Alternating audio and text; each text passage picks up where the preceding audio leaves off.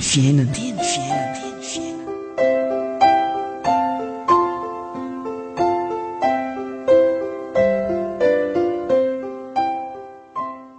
Lazaiko aminareo fa misy fifaliana toy izany eo anatrehan'ny anjelin'Andriamanitra ny amin'ny mpanota iray izay mibebaka.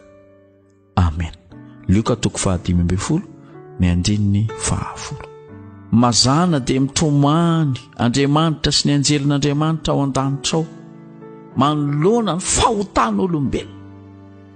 Matsiaro afa-baraka ny Andriamanitra ry havany, matsiaro menatra na ny anjelin'Andriamanitra aza mifanatrika amin'ny Satana sy ny anjelin'ny Satana isan-karazany izay manadroadro ka miteny amin'izy ireo manao hoe jereo reto olombelona tianareo loatra reto, jereo reto ataony, lasa anay daholo, lasa namanay daholo, sitraponay no ataony fa tsy ny sitraponareo. Izany no mahazo an'Andriamanitra isan'akafanana masina, izany no mahazo ny anjelin'Andriamanitra isan'andro isa-minitra isa-segondra ry havana noho ny amin'ny ataona olombelona eto amin'ity izao tontolo izao ity. Mampandiny tena ane zany, mamperitreritra ane zany.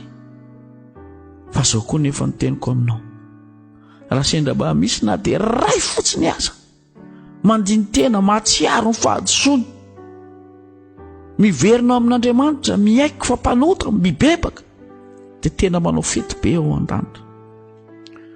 Isy fifaliana lehibe toy izany eo anatrehan'Andriamanitra, eo anatrehan'ny anjelin'Andriamanitra ho amin'ny mpanota iray izay mibebaka.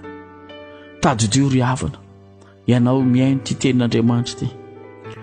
Indraindray heverinao fa zavatra kely foana sy bitika eo amin'ny fiainanao zany hoe andeha mba hibebaka alo. Fa zao ny tsarofy, tena sarobidy sy lehibe ho an'Andriamanitra izany satria mitondra fifaliana lehibe ho an'ny anjelin'Andriamanitra ny fibebahanao. Aza tao ambanin-javatra ry havana ny fibebahana. Mba te hampitondra fifaliana eo anatrehan'Andriamanitra ve ianao? Mahazo to mibebaka, mahazo to mifona, mahazo to mangataka famindrampo amin'Andriamanitra. Aza varimbarina amin'ity fiainan'ity ry havana, aza manao izay mampalahelo an'Andriamanitra. Raha anao izay mampalahelo an'Andriamanitra foana ny fiainanao dia alaivisaratsaina ahoana zany amin'ny andro farany. Ho avy angely Andriamanitra, tompo ny fahefana rehetra ny an-danitra sy aty an-tany, hitsara ny velona sy ny maty ary amin'izay fotoana izay, tsy tomano anao tsony Andriamanitra fa hitsaranao izy. Raha meloka ianao dia ho atsipiny any farihy mirehatra afo. Ho an'ny olombelona rehetra izay kamo hibebaka, ho an'ny olombelona rehetra izay manamari-tena, dia tsy maintsy izay ny hafarany teny zao ary. Dia mbola velona tsapamonjena ianao.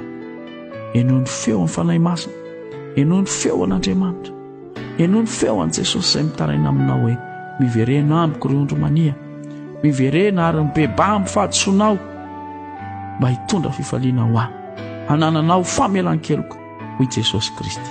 Amen.